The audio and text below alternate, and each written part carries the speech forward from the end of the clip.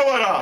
Nema ni razgovora ni dogovora zato što on upravlja Srbijom na najbezočniji mogući način, a sve u ime svojih gazda iz Sjedinjenih Američkih Država, Evropske unije i NATO-a. Diktator je onaj koji širi zlo služeći zlu.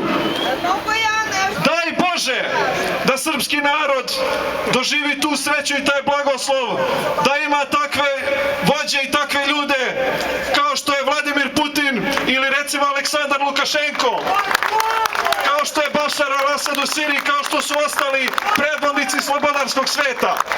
To su ljudi koji se bore. Ako treba i do poslednje kapi krvi će se boriti za slobodu svoje zemlje i svoga naroda. To, braćo i sestre, treba da zna svaki srpski rodoljub.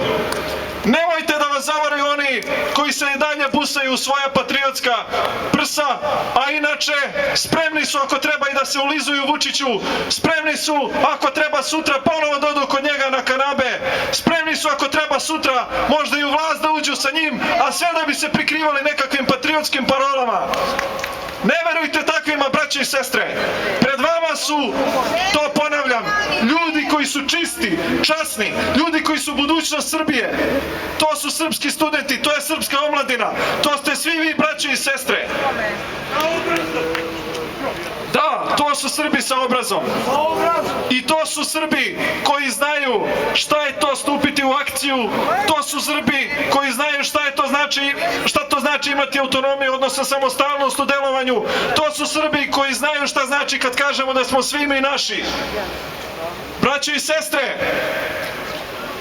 veoma sam ponosan i ja i sva braća i sestre ovde, svi smo ponosni na vas što ste pobedili strah, što ste pobedili diktatora i za početak što ste došli ovde na Trg Republike.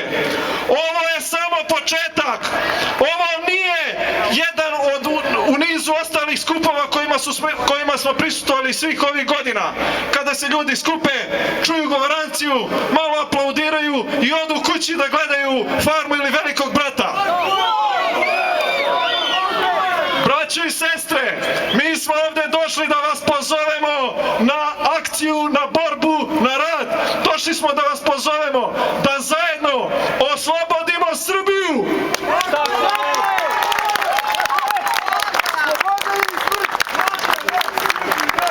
Karađorđe je podigao ustanak sa šačicom ustanika, sa 50 ljudi. Nas ovde ima više od tih 50 ljudi. Ima nas, hvala Bogu, i znam, gledajući u vaša srpska lica, lica sa obrazom, da vi nećete otići tek tako sa ovog sabranja. Da ćete za početak, kada krenete svojim kućama, lepite ove nalepnice, da ćete se potruditi gde god vidite plakat sa likom tog diktatora, izdajnika, zlikovca, pljačkaša Srbije, da ćete se potruditi da mu pravo preko lica nalepite tu nalepnicu i da mu pokažete da se ne bojite, da ćemo osloboditi Srbiju.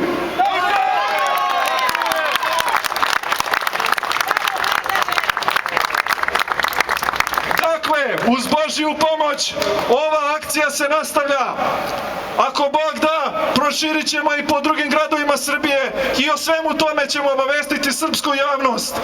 Vučiću, mi te se ne bojimo, ali znamo da se ti nas bojiš. Pobedit će Srbija! Živela Srbija, živela sloboda!